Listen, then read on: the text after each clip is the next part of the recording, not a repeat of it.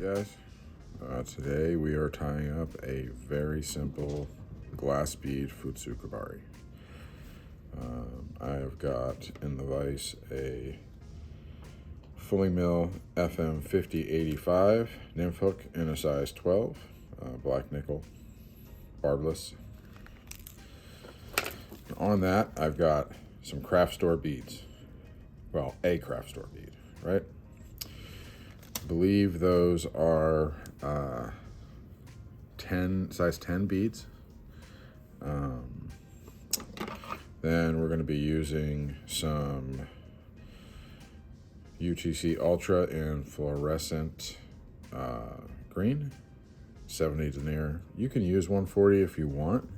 It definitely builds the body a lot faster. I just like the 70 because it's got kind of a better sheen for the finished fly. It looks a little bit smoother, which is kind of fun for me. And then I am using some small Ewing Sweet Spot dry fly hackle black. You can use any color you want, obviously. But let's get into it. Yep, so I'm just gonna start kind of right behind the bead and touching turns to about the hook point. Not even touching turns really, just getting there. Trim away my excess. And now all I gotta do is just start building a body. What I generally do is I'll take it to where the hook, the bend of the hook, or where the hook gout or the barb would be, and then I start going back from there. In the beginning, and then I'll come back to about where I'm going to tie my hackle in, which is about yay, and then go back again. I want to leave very little thread on the hook shank where I'm going to tie in my tackle or my hackle. It for me at least, it helps kind of keep everything minimal looking, and there's a certain profile that I'm going for with this body. I'm sort of looking for an eye shape in the body, so sort of pointed on either end with a hump in the middle. And this takes a while if you use 70, so I am going to kind of just chat while I do that. I wish I had like the editing software so I could just speed all this up so you didn't have to listen to me gab, but unfortunately I don't. Pretty low tech here. So, excuse me. So yeah, I'm just building back and forth, back and forth, back and forth. And you'll start to see the thread start to build up. And again, I'm just sort of going for this like oblong, pointed, ovally shape, basically. I think it just kind of complements the hackle and the bead and everything really well. So, when you're doing this, you'll notice that if you bunch your thread up too much on one part of the hook, when you go to move off of that, it'll kind of slip on you. And that's another reason why I like 70, is because it tends to not do that quite as much. And I just, like I said, I just think it makes a smoother body. So basically what we're doing now that we've got this nice little hump of thread is we're sort of stopping short of our last stopping point, going back, and then kind of repeating the process. So basically you're putting more thread over the last layer, but with, but you're providing that taper by kind of stopping short, right? Like building like sort of a very smooth step of thread. And every once in a while I'll come all the way down and go all the way back up again, and that just sort of, like I said, keeps me honest. It keeps me from having this like a thread ramp that sort of falls apart on you. I'm sure you kind of come across it when you're tying like cicassas. That happens, like when you're building a head of cicassa, sometimes you just put too much thread in one area and it just kind of falls off. So I'm kind of okay with that body. That seems fine.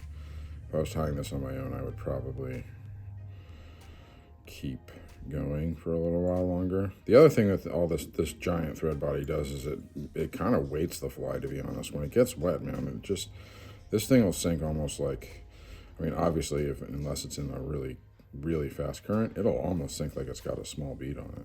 So now that I've got that all done, I kind of turn that sideways so you can kind of see the taper of the body a little bit. And I just select a piece of hackle. For Futsus, a lot of the time, or at least for this one in particular, I like the hackle to be a little bit undersized. So maybe right at the length of the hook gap, not quite,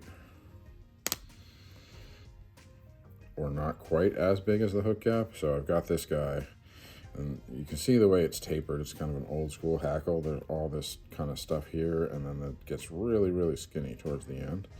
So what I do is I'll just preen all that away as much as possible. I mean, you don't have to, it doesn't have to be perfect, right? You're basically, I mean, this is, what it mimics really is just legs on a nymph or a small bug that's fallen, a terrestrial that's fallen in the water. I think that's a common misconception about Kebari, is that they're not imitative. And they are to a certain extent. It's a suggestive fly for sure, which is kind of different, but I mean, they are supposed to look like a bug. I think that's what a lot of people don't think is that it doesn't, that it's not supposed to look like a bug. It's just like this is some secret pattern that's been unlocked in ancient Japan. So I tie that feather in by the stem, and I make sure it's bound down pretty good. All right, and then I just I move my thread up right behind that bead. Grab my hackle pliers. And this part is kind of up to you. I like mine pretty bushy. But, so that's what I'm going to do. I'm going to make it pretty bushy. As you're doing this, there you go. You kind of want to preen back the fibers just a hair, just so you can get, you cross over the fiber or the feather less with the fibers as you're pollering it. But just kind of making touching turns like you'd be almost like if you were tying a dry fly, basically. Not almost exactly like if you were tying a dry fly. I don't know, I think I've got like 3 or 4 turns on there right now. I'm gonna go a couple more just to make, there you go. When you like the looks of it, and I do like the looks of that currently, cross over your hackle once, keeping tension on your thread, twice, 3 times. So now I'm crossing behind, I cross behind the hackle, so now I'm going to pull that back and I'm going to cross in front of it, and that really locks that feather in there. It's not going anywhere. And since you're kind of to the softer or the weaker part of the stem, you can pretty much just hold onto it and pull off the excess. Kind of had a moment there where I was wondering if, I've done that a couple times and basically just pull the feather out. So a little straggler there I'm going to try to get rid of. Cool. So now you got a couple of securing turns to make sure your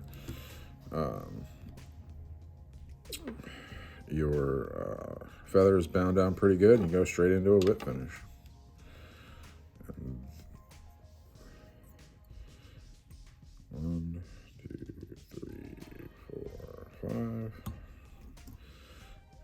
Tighten up. And like I said before, if you're